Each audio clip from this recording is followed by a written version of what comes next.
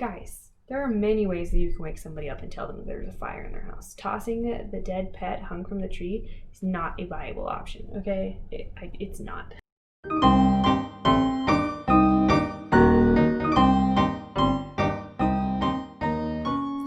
Hello friends, welcome back to my channel. Today we're here for the third Edgar Allan Poe story, and today we're going to be diving into The Black Cat. Pull up a chair, sit on the floor, I'll tell you a tale I never heard before. Okay. For the most wild yet homely narrative which I'm about to pen, I neither expect nor solicit belief. So you don't care if we believe you, but you're gonna tell us anyway? Mad indeed would I be to expect it, in any case, where my very senses reject their own evidence. Yet mad am I not, and very surely do I not dream, but tomorrow I die, and today I would unburden my soul. My immediate purpose is to place before the world, plainly, succinctly, and without comment, a series of mere household events. I don't know whether I'm disappointed that this is going to take place in the household events, or low-key terrified because now my own house is going to become a place of terror. In their consequences, these events have terrified, have tortured, have destroyed me. Oh good, I love that that's part of our list of things we can expect from this. Yet I will not attempt to expound them. To me they have presented little but horror. To many they will seem less terrible than baroques. Hereafter perhaps some intellect may be found which will reduce my phantasms to the commonplace, some intellect more calm, more logical, and far less excitable than my own, which will perceive in the circumstances I detail with awe nothing more than an ordinary succession of very natural causes and effects. So I guess we'll see at the end of this whether I'm one of them natural, logical thinking souls, or whether I am not, like this narrator seems to suggest. From my infancy, I was noted for the docility and humanity of my disposition. My tenderness of heart was even so conspicuous as to make me the jest of my companions. I was especially fond of animals, and was indulged by my parents with a great variety of pets. Good for you. Never had a pet yet. With these, I spent most of my time, and never was so happy as when feeding and caressing them. This peculiarity of character grew with my growth, and in my manhood, I derived from it one of my principal sources of pleasure. To those who have cherished an affection for a faithful and sagacious dog, I need hardly be at trouble of explaining the nature or the intensity of the gratification thus derivable. There is something in the unselfish and self-sacrificing love of a brute which goes directly to the heart of him who has frequent occasion to test the paltry friendship and gossamer fidelity of mere man. I mean, I can't say that I've experienced that, so that is sad. Sad for me. I married early and was happy to find my wife in a disposition not uncongenial to my own. Observing my partiality for domestic pets, she lost no opportunity in procuring those of the most agreeable kind. We had birds, goldfish, a fine dog, rabbits, a small monkey, and a cat. That would just be so loud. To have a monkey and birds and dogs just all chittering and barking away. Which I'm sure, like, maybe you get used to it, maybe you find that comforting, but in my mind I'm like, it's really loud. I'm good. This latter was remarkably, a cat. This latter was a remarkably large and beautiful animal, entirely black, and sagacious to an astonishing degree. In speaking of his intelligence, my wife, who at heart was not a little tinctured with superstition, made frequent allusions to the ancient popular notion which regarded all black cats as witches in disguise. Oh, have I heard that? I don't know that I'd ever heard that all black cats are witches in disguise. That makes that a really interesting tale. Not that she was ever serious upon this point, and I mention the matter at all for no better reason than that it happens just now to be remembered. Pluto, this was the cat's name, was my favorite pet and playmate. I alone fed him, and he attended me wherever I went about the house. It was even with difficulty that I could prevent him from following me through the streets. Okay, so far in this story we have a lovely tale about a man and his cat named Pluto, which, as a black cat, that's kind of a great name for a cat. We'll see if we still feel that way at the end of the narrative. I'm not feeling any fear, which makes me afraid because I'm afraid of the amount of fear that's going to come from this very normal domestic scene. Here we go. Our friendship lasted in this manner for several years, during which my general temperament and character, through the instrumentality of the fiend impertinence, had... What is the instrumentality of the fiend intemperance? Okay. He is talking about being an alcoholic. So, through the instrumentality of the fiend intemperance, meaning an inability to not drink, he had, I blush to confess it, experienced a radical alteration for the worse. I grew day by day more moody, more irritable, more regardless of the feelings of others. I suffered myself to use intemperate language to my wife. At length, I even offered her personal violence. Oh dear, and now we do not like the main character anymore. My pets, of course, were made to feel the change in my disposition. I not only neglected, but ill-used them. For Pluto, however, I still retained sufficient regard to restrain me from maltreating him, as I made no scruple of maltreating the rabbits, the monkeys, or even the dog, when by accident or through affection they came in my way. But my disease grew upon me, for what disease is like alcohol? And at length even Pluto, who was now becoming old and consequently somewhat peevish, even Pluto began to experience the effect of my ill temper. One night, returning home, much intoxicated, from one of my haunts about the town, I fancied that the cat avoided my presence. I seized him, when in his fright at my violence, he inflicted a slight wound upon my hand with his teeth. The fury of a demon instantly possessed me. I knew myself no longer. My original soul seemed at once to take its flight from my body, and a more fiendish, malevolent, gin-nurtured, thrilled every fiber of my frame. I took from my waistcoat pocket a penknife, opened it, grasped the poor beast by the throat, and deliberately cut one of the eyes from the socket. Do we go on at this point? Like, he just cut his cat's eye out. Okay. I blush, I burn, I shudder when I pen the damnable atrocity. When reason returned with the morning, when I had slept off the fumes of the night's debauch, I experienced a sentiment half of horror, half of remorse for the crime which I had been guilty, but it was at best a feeble and equivocal feeling, and the soul remained untouched. I again plunged into excess and soon drowned in wine all memory of the deed. In the meantime, the cat slowly recovered. The socket of the lost eye presented, it is true, a frightful appearance, but he no longer appeared to suffer any pain, except for the fact that he can't see. He went about the house as usual, but as might be expected, fled in extreme terror at my approach. I had so much of my old heart left as to be first grieved by by this evident dislike on the part of the creature which had once so loved me. But this feeling soon gave place to irritation, and then came, as if my final and irrevocable overthrow, the spirit of perverseness. Of this spirit philosophy takes no account. Yet I am not more sure that my soul lives than I am that perverseness is one of the primitive impulses of the human heart. Okay. So now he is possessed by the spirit of perverseness. Yet I am not more sure that my soul lives than I am that perverseness is one of the primitive impulses of the human heart, one of the indivisible primary faculties or sentiments which gives direction to the character of man, who has not 100 times found himself committing a vile or stupid action for no other reason than because he knows he should not. Okay, fair point. I have done many things for the thrill of knowing that I should not be doing them. But never has that come across cutting out an animal's eye. Have we not a perpetual inclination in the teeth of our best judgment to violate that which is law merely because we understand it to be such? This spirit of perverseness, I say, came to my final overthrow. Like, I feel like you break laws because they're inconvenient to you, not because you're like, some stupid person is telling me to not do this, so I will therefore do it. Like, at least that would be my reason for breaking laws. Interesting. Now we're getting into philosophy and horror. What are you doing to me, Poe?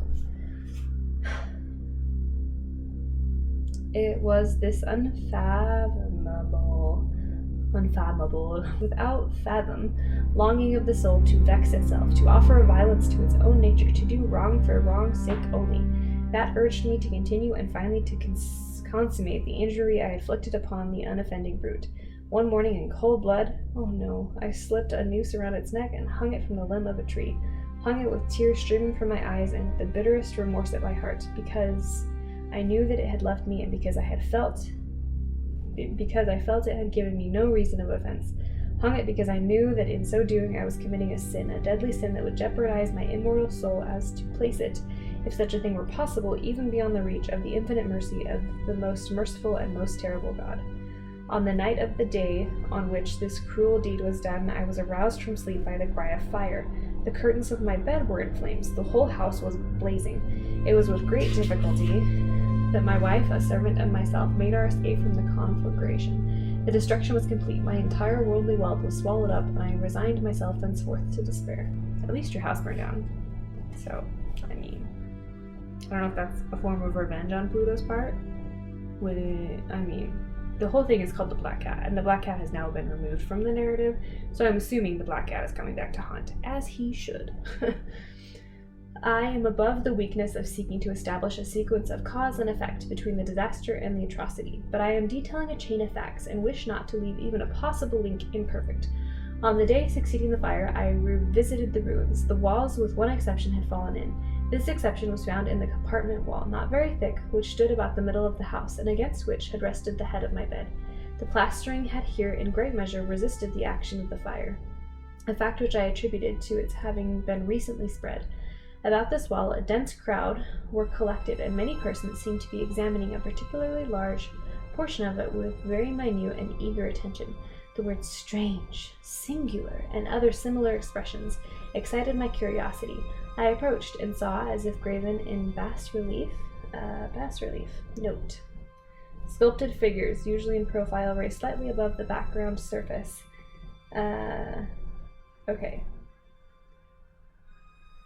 So, a burned relief image, I'm thinking. Upon the white surface, the figure of a gigantic cat. The impression was given with an accuracy truly marvelous. There was even a rope about the animal's neck. Okay, I'm fully 100% on the side of Pluto and haunting this man. We're done for this. When I first beheld this apparition, I could scarcely regard it as less. My wonder and my terror were extreme, but at length reflection came to my aid. The cat, I remembered, had been hung in the garden adjacent to the house. Upon the alarm of fire, this garden had been immediately filled by the crowd, by someone of whom the animal must have been cut from the tree and thrown through an open window into my chamber. This had probably been done with the view of arousing me from sleep. Why not pick up a rock and throw it through the window? Why were there dead bodies through, Guys, there are many ways that you can wake somebody up and tell them that there's a fire in their house. Tossing the dead pet hung from the tree is not a viable option, okay? It's not. The falling of other walls had compressed the victim of my cruelty into the substance of the freshly spread plaster, the lime of which the flames and the ammonia from the carcass had then accomplished the portraiture as I saw it. Although I thus readily accounted to my reason, if not altogether to my conscience, for the startling fact just detailed, it did not the less fail to make my deep impression upon my fancy. For months I could not rid myself of the phantom of the cat. And during this period there came back into my spirit a half-sentiment that seemed but was not remorse.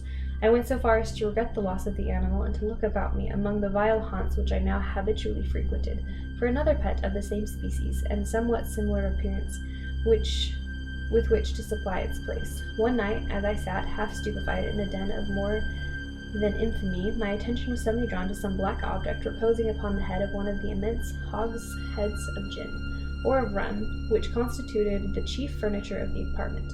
I had been looking steadily at the top of the hogshead for several minutes, and which now caused me surprise was the fact that I had no sooner perceived the object thereupon. I approached it and touched it with my hand.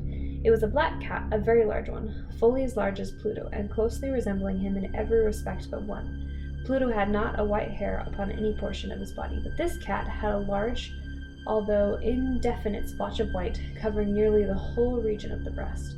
Upon my touching him, he immediately rose, purred loudly, and rubbed against my hand, and appeared delighted with my notice. This, then, was the very creature of which I was in search. I at once offered to purchase it off the landlord, but this person made no claim to it, knew nothing of it, had never seen it before. Good, Pluto is back. Pluto is back. Get up, Pluto. I continued my caress, and when I prepared to go home, the animal evinced a disposition to accompany me. I permitted it to do so, occasionally stooping and patting it as I proceeded. When I reached the house, it domesticated itself at once and became immediately a great favorite with my wife, because, your wife probably doesn't like you too much anymore. For my own part, I soon found a dislike to it arising within me. Of course. This was just the reverse of what I had anticipated, but I know not how or why it was. Its evident fondness for me rather disgusted than annoyed me. By slow degrees, these feelings of disgust and annoyance rose into the bitterness of hatred. I avoided the creature, a certain sense of shame and the remembrance of my former deed of cruelty preventing me from physically abusing it. I did not for some weeks strike or otherwise violently ill-use it, but gradually, very gradually, I came to look upon it with unutterable loathing and to flee silently from its odious presence, as from the breath of a pestilence. So, okay, let's acknowledge that the narrator is feeling a large sense of shame and guilt, probably over the fact that he himself cannot change his behavior. Like, he's really frustrated by the fact that he killed his animal and mistreats his family and his wife, but feels like he needs alcohol in order to maintain any sort of semblance of life at all, and cannot physically make himself behave in a way that he feels is appropriate or that he grew up thinking was a morally correct way to behave. And he's very frustrated by that, and all of this is being played out with projection upon the cat. So I do feel for the narrator in that sense, that he, like, because it's not an easy thing to just be like, why can't I just snap and, like, put my life together? Like, that's not how, like, sometimes you can do that, but a lot of times you can't. So I do feel for the narrator here. And I don't like it. Okay. What added no doubt to my hatred of the beast was the discovery on the morning after I brought it home that, like Pluto, it had also been deprived of one of its eyes. What? This circumstance, however, had only endeared it to my wife, who, as I have already said, possessed in high degree that humanity of feeling which had once been my distinguishing trait and the source of many of my simplest and purest pleasures. Wait, we're not going to talk about how the cat lost its eye? Okay, so he was clearly pretty drunk when he brought this cat home because he didn't realize it was missing an eye. Or, as a form of haunting, the cat appeared to have two good eyes and then did not when they got home. With my aversion to this cat, however, its partially for myself seemed to increase. It followed my footsteps with a pertinacity which it would be difficult to make the reader comprehend. Wherever I sat, it would crouch beneath my chair, or spring upon my knees, covering me with its loathsome caress. If I arose to walk, it would get between my feet, and thus nearly throw me down, or fasten its long and sharp claws in my dress,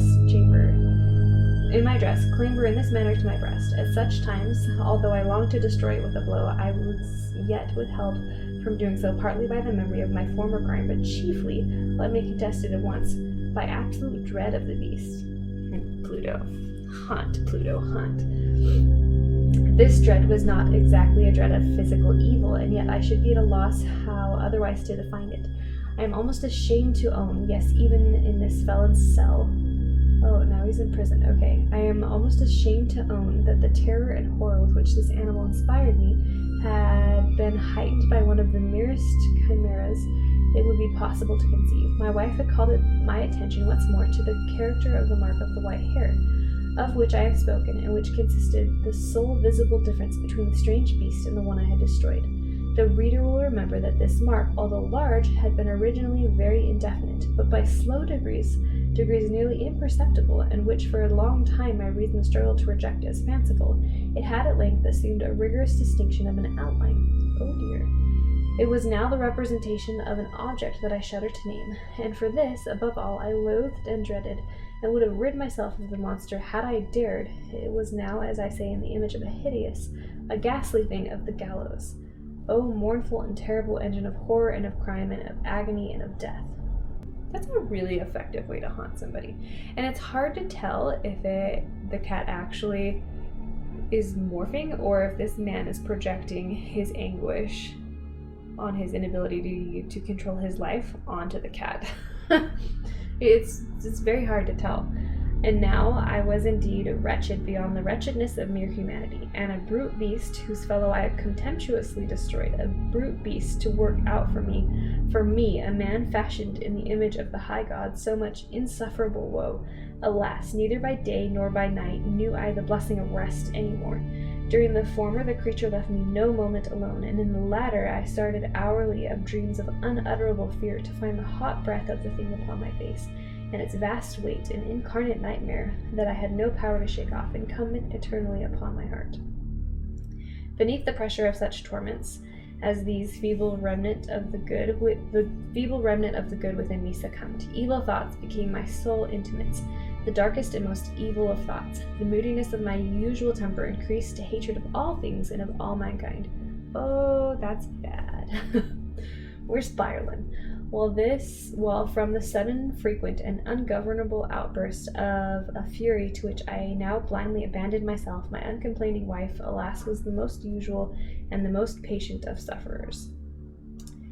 I'm sorry for your wife. I hope that she gets out of this alive. I really do.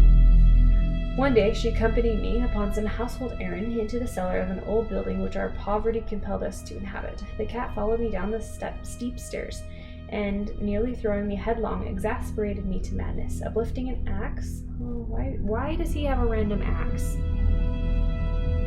And forgetting in my wrath the childish dread which had hitherto stayed my hand, I aimed a blow at the cat, which of course would have proved instantly fatal had it descended as I wished.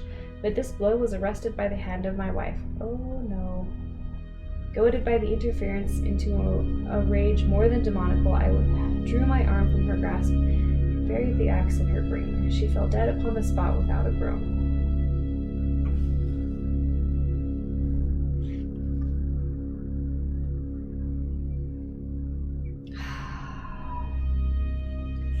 All right. This hideous murder accomplished, I set myself forthwith and the entire deliberation to the task of concealing the body. I knew that I could not remove it from the house, either by day or by night, without the risk of being observed by the neighbors. Many projects entered my mind. At one period I thought of cutting the corpse into minute fragments and destroying them by fire. At another I resolved to dig a grave for it in the floor of the cellar. Again I deliberated about casting it in the well in the yard. About packing it in a box as if merchandise with the usual arrangements, and so getting a porter to take it from the house. Again, let's see. Finally, I hit upon what I considered a far better expedient than either of these. I determined to wall it up in the cellar, as the monks of the Middle Ages are recorded to have walled up their victims. Do the monks have victims? Is that a thing for monks to kill people? Or is this something that he's making up because he needs something to comfort him? I don't know. For a purpose such as this, the cellar was well adapted. Oh, good. Well, I mean, for not being a premeditated murder, this is sure working out in your favor. Its walls were loosely constructed and had lately been plastered throughout with a rough plaster, which the dampness of the atmosphere had prevented from hardening. Moreover, in one of the walls was a projection caused by a false chimney or fireplace that had been filled up and made to resemble the rest of the cellar. I made no doubt that I could readily displace the bricks at this point, insert the corpse and wall up the holes before, so that no eye could detect anything suspicious. I mean, no eye can detect anything suspicious, but it's gonna smell suspicious, okay? Okay. And in this calculation I was not deceived. By means of a crowbar, I easily dislodged the bricks, and having carefully deposited the body against the inner wall, I propped it in that position, while with little trouble I relaid the whole structure as it had originally stood. Having procured mortar, sand, and hair with every precaution, I prepared a plaster which could not be distinguished from the old, and with this I very carefully went over the new brickwork. When I had finished, I felt satisfied that all was right. The wall did not prevent the slightest appearance of having been disturbed. Great. The rubble on the floor was picked up with the minutest care. I looked around triumphantly and said to myself, "Here at last, then, my labor has not been in vain." My next step was to look for the beast which had been the cause of so much wretchedness, for I had at length firmly resolved to put it to death. Had I been able to meet with it at that moment, there could have been no doubt of its fate. But it appeared that crafty animal had been alarmed at the violence of my previous anger, and forbore to present itself in my present mood. It is impossible to describe or to imagine the blissful sense of relief which the absence of the detested creature occasioned in my bosom. It did not make its appearance during the night, and thus for one night at least, since its introduction into the house, I soundly and tranquilly slept. I slept even with the burden of murder upon my soul. Okay, the second and third day passed, and still my tormentor came not. Once again I breathed as a free man. The monster, in terror, had fled the premises forever. I should behold it no more. My happiness was supreme. The guilt of my dark deed disturbed me but little. Some few inquiries had been made, but these had been readily answered. Even a search had been instituted, but of course nothing was to be discovered.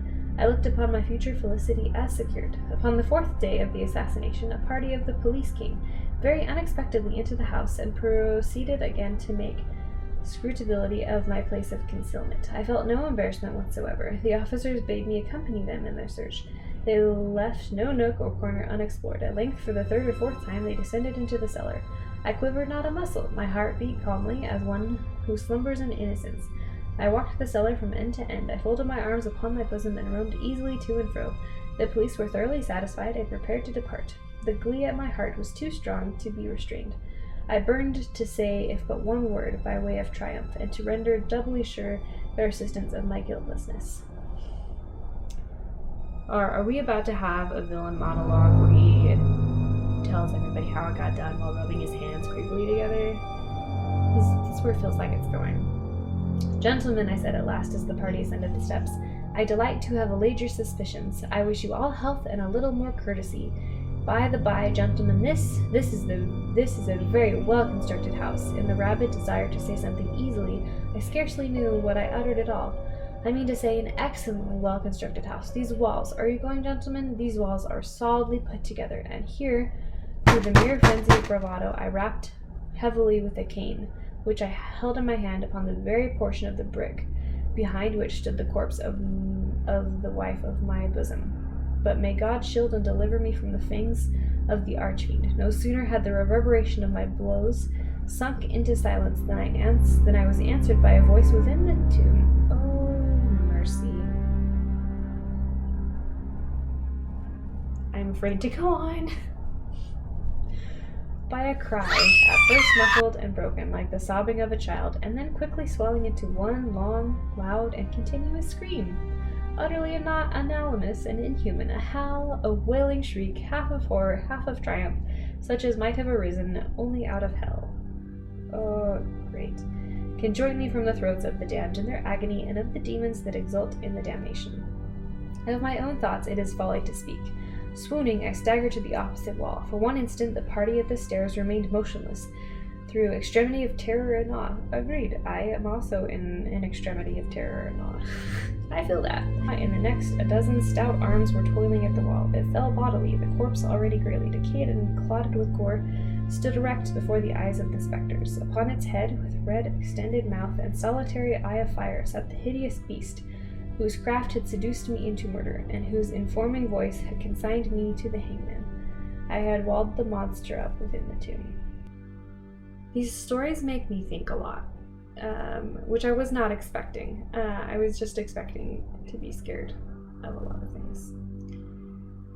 Which I guess if I want that, then I should just go to a haunted house and just do a bunch of jump scares. But maybe that's the point, is that the point of this is that the horror is in the psychological underpinnings, which maybe says that I am most scared of psychological underpinnings. I hope you did not enjoy that story. Anyway, I will talk to you all next week. Unless I die from fright between now and then. Bye.